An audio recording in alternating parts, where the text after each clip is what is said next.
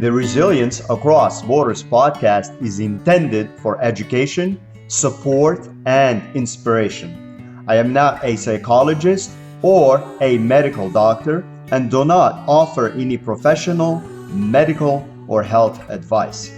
If you are dealing with or suffering from any psychological or medical conditions, please seek help from a qualified health professional.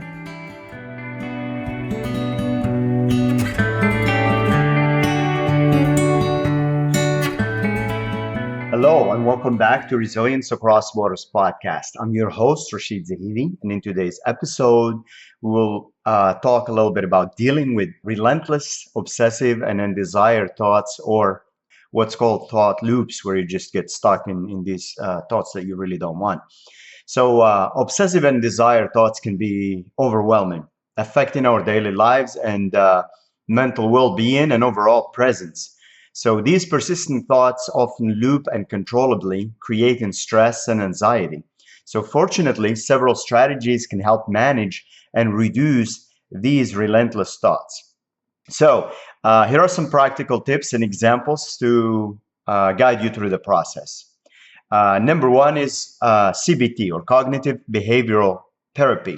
So CBT is a proven method to help individuals identify and challenge negative thought patterns. This therapy focuses on changing unhelpful cognitive distortions and behaviors. A practical use is, for instance, to record your thoughts. So if you create a thought record whenever an obsessive thought arises, you write down the thought, you identify the emotions and physical sensations it triggers, and then challenge the thought by looking for evidence for it and evidence against it. And this helps in breaking the cycle of negative thinking. A lot of times you'll find a lot of these things are unfounded. They're just imaginary monsters, so to say. Number two is mindfulness meditation. So mindfulness involves paying attention to the present moment without judgment. It helps create a distance between you and your thoughts, reducing their power over you. We have a ton of thoughts that go through our minds the whole time. So if you're at the mercy of these thoughts and they're pulling you in all kinds of directions, it can be really tough. So when you have this awareness and this mindfulness and you make that separation, you recognize a lot of those thoughts are just passing thoughts and they really have no effect on what's going on, or they're not relevant. So ask yourself, what is the thinking part of me thinking right now? And what is the observing part of me feel and observe about it? And a lot of times you'll see that difference between the thinking part of you and the observing part. And then you will start to change that and to start to recognize these thought errors or these errant thoughts that are just useless. So practical use is mindful breathing. When an obsessive thought occurs, focus on your breath. Take a slow, deep breath or a few slow, deep breaths and concentrate on the sensation of air entering and leaving your body. This has multiple benefits besides obviously like forcing you to focus on your body and your breath and the sensations and all of that. It does regulate your body, your vagus nerve. It gets all of these things going at the same time. Helps with the body, mind, spirit, and gets you aligned. This practice helps anchor you in the present moment and diminishes the intensity of the thought loop or that imaginary, monster.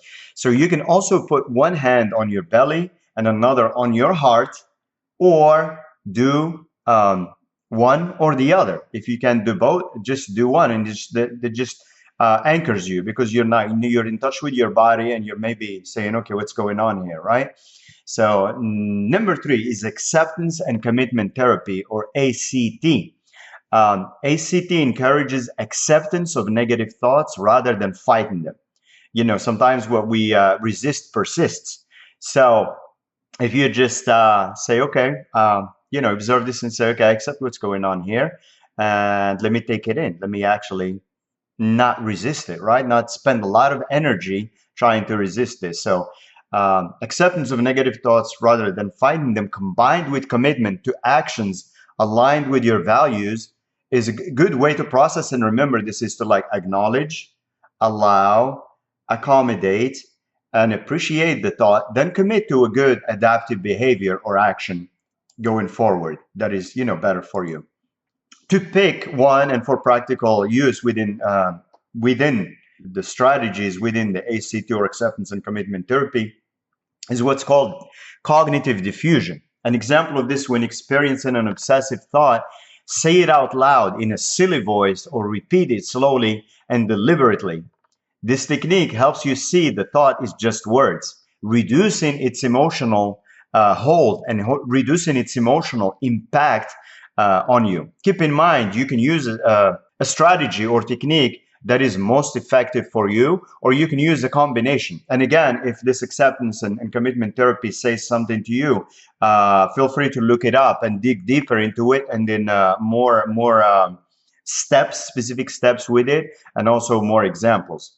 Number four is the distraction techniques. Sometimes shifting your focus to another activity can break the cycle of obsessive thoughts. Sometimes there's just no better way than this shift and redirection or pattern interrupt, whatever you want to call it, something that helps you to just snap out of it, right? So a practical use, for instance, is to engage in a hobby. Example, engage in an activity that you enjoy, such as painting. Pick up that brush and paint something.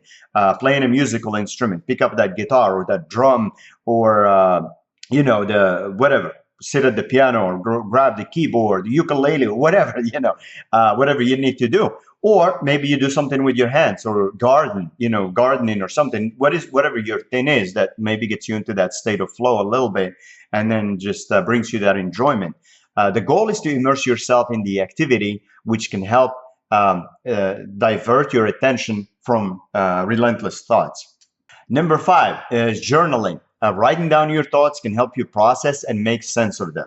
It provides a safe outlet for expressing what's in your mind or what's on your mind. You get it out of your head, so it is not just kicking around there like like if you ever put something in the clothes washer and you forgot some coins in there and it's just kicking around like and making that sound. That's kind of sometimes how I think about this. If a thought is just kicking around in your head, it's kind of almost like that, right? You would just want to make it stop. But I think journaling, I definitely works for me. It helps you get it out of your head, and then it takes all the noises out of the head and settles it down on the page or on the pages, of your journal or any scrapbook, notebook, or paper you can grab, right? So an example is the stream. What you probably heard, stream of consciousness writing. This is a good example. You can do this with a timer or without, and then you just write continuously about whatever comes to mind. Don't worry about grammar. Don't worry about structure. Don't worry about how your handwriting looks. Don't worry about punctuation. This exercise can help you release pent-up thoughts and gain clarity. And you can write intensely. You can write hard. You can write angrily. Whatever you need to do, just like put it on paper and then just get it out. It's a brain dump, whatever you want to call it. I find that to be very therapeutic. Number six, physical exercise. Exercise is a powerful way to reduce stress and improve your mood. It can also serve as a healthy distraction from obsessive thoughts. So incorporate 30 minutes, 20 minutes, 15 minutes. It can be a walk. It can be a workout session. It can be boxing. It can be whatever does it for you into your routine. Kick the ball around. In physical activity releases endorphins, which can improve your mood and reduce the intensity of obsessive thoughts. And sometimes the more challenging the exercise, the more you have to be focused on it, and which, leaves no room for these loops or these ruminations. Number seven is limit your stressors. Whatever the source or whatever triggers this, try to figure it out, identify it, and limit it. Identifying and reducing sources of stress in your life can help minimize the occurrence of obsessive thoughts. And it can be, some environments, it can be the company of certain people, what they say, what they do. It can be many of these things. But if you pay attention to it, you identify it, you remove yourself more and more from those sources of stress, your life becomes better all around. But speaking of the obsessive thoughts here specifically, yes, it starts to get rid of them.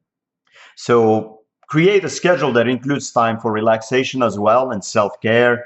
By managing your time effectively, you can make time for things that matter. You can reduce stress and create a balanced lifestyle that supports mental well-being. Of course, you've heard me say this many, many, many times.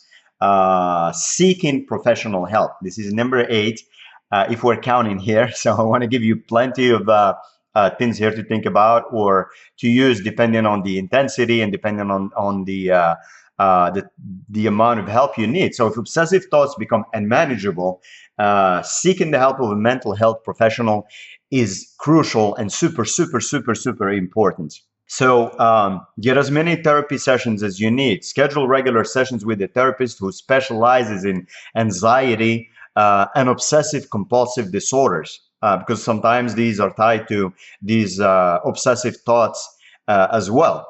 So professional guidance can provide personalized strategies and support to manage obsessive thoughts effectively. So to conclude, dealing with obsessive and undesired thoughts requires patience and requires practice. By incorporating these strategies into your daily routine, you can regain control over your mind and reduce the impact of these relentless thoughts. Remember, seeking help when needed is a sign of strength. And with the right support, you can navigate through these challenges successfully. So as always, thank you for tuning into the Resilience Across Borders podcast. If you are enjoying this podcast and finding it helpful to you, please pick up a copy of the companion journal by yours truly called Emo Gym, currently on Amazon. You can follow the blog posts and new episodes as they get added at resilience.com, ATRESILIENCE.com. And remember to be kind to yourself and be kind to others and stay resilient.